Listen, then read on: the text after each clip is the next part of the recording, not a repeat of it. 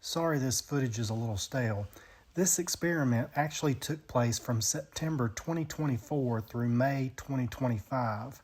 I'm not giving detailed reviews of the places we stayed. I am putting this out there to give you some methods to reduce the amount you spend and help you have a better trip if you do the planning. My mission was to break my addiction to Walt Disney World.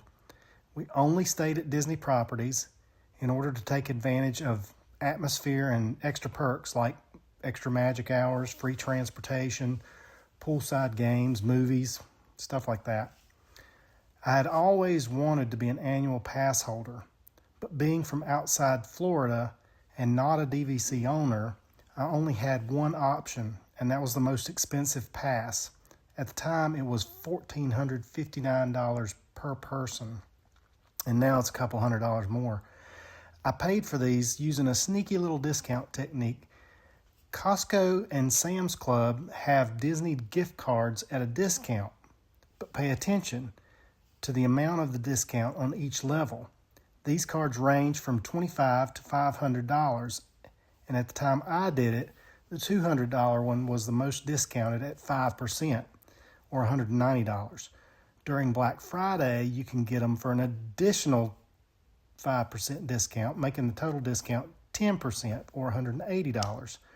I bought these for a couple years leading up to our Burnout year, and I used them to pay for the annual passes. You need to go to the parks about 10 times to make these passes worth buying, but you do get discounts on hotel stays, food, and merchandise as well. So how we did it, the logistics. Flights. I always like flying to Walt Disney World. It makes for a super chill vacation. Transportation is convenient with Mears Connect, if you don't mind the screaming kids on the bus. I mean, they did just get off of a really long plane ride, and they probably thought they were going to be in Disney already. Or you can do Uber or Lyft rides for around $60, depending on the size of your group. This might actually be an even better deal than using Mears Connect, but this eliminates you having to deal with the 10-hour drive and traffic, so you arrive fresh and ready to vacate. Additionally, did you know that you can start enjoying your Disney Resort amenities as soon as you arrive? You can drop your bags with Bell Services and take a day bag to change into your swimsuits or whatever, or go straight to the parks. Then you can come back in the heat of the day and go to your room when they say it's ready, and then head back out to enjoy the cooler temps at night. Also, since you're not driving and using Disney transport, you can enjoy an adult beverage or two without worrying who is the designated driver. So, 4 round-trip flights for 2 people from Raleigh-Durham to MCO were completely covered by signing up for Southwest Airlines credit card, and they give you the bonus points. Then I used that card for a couple of years to accumulate points prior to starting the actual Burnout year. We always took the lowest points flights. This meant traveling early in the morning, and since sometimes this meant leaving the house at 2 a.m., it was great for traffic, but sometimes it made for a little grumpiness.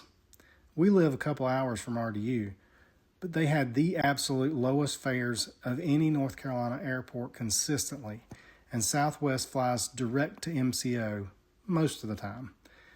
We did have to do a couple layovers in Nashville to achieve lowest point spend, but they sell lots of whiskey there, which makes the layover more bearable. I'm just kidding. Timing. We only traveled during low season. Pro tip: if you want to find what Disney's low seasons are, you check the DVC, the Disney Vacation Club points charts for any resort, and you look for the lowest points for that particular time of year. Or if you want to do it the slow way, you can check by trying to reserve a vacation, and if all the All-Star resorts are available, then that's probably a low time.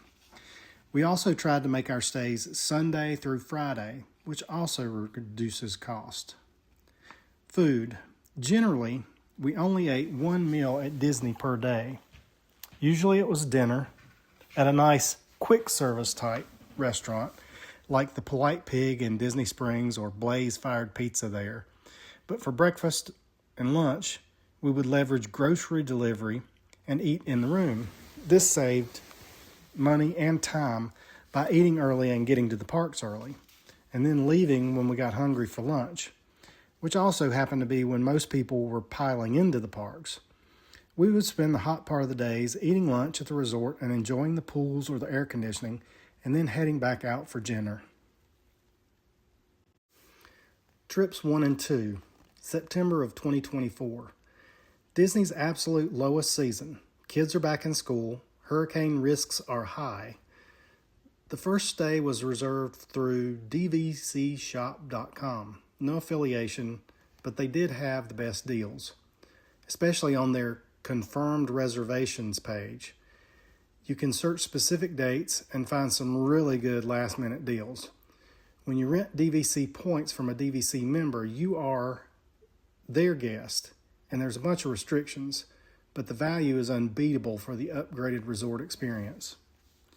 For our first trip of Burnout year, I managed to snag 3 nights at the Polynesian, and then we moved to the Saratoga Springs for 2 nights, and even got upgraded to a 1-bedroom there, which was really nice.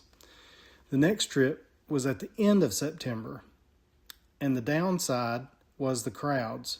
Even though it was low season, there were still throngs of folks that must have been taking advantage of the low season prices, I guess. Our secret to getting a great deal this time, having a friend that was a DVC member. Props to the Joker. You know who you are. She gave us a great deal at Animal Kingdom Lodge with a coffee-sipping view of zebras and giraffes off of our balcony. Unfortunately, she got sick and ended up staying in bed most of the time, so we didn't get to spend much time with her. But we still had a great time with the others who had come along. And let me just say that going anywhere with friends elevates the experience. Sharing good times with others doesn't just add to the fun, it multiplies it. That particular trip was for 8 days. Thanks, Tammy. I also got to see Sheila E. in concert 3 times. Yes, it was the same show 3 times, but being a child of the 80s, it brought back fabulous memories. It was a good time. Trip 3, we planned to be there for the Epcot Festival of Arts, or FARTS, as a lot of people call it. The reality, the temperatures were miserable. It was 30 degrees and raining and freezing Skyliner rides. There are no heaters in those gondolas. We stayed at Pop Century because we got a deal off annual pass holders discount. I love riding the Skyliner. But this exposes the downside of Disney transport. If a resort has Skyliner or monorail transport to a park, it does not have bus service to that park. So in this case, if we wanted to go to Epcot or Disney Hollywood Studios from Pop Century, we had to take the Skyliner.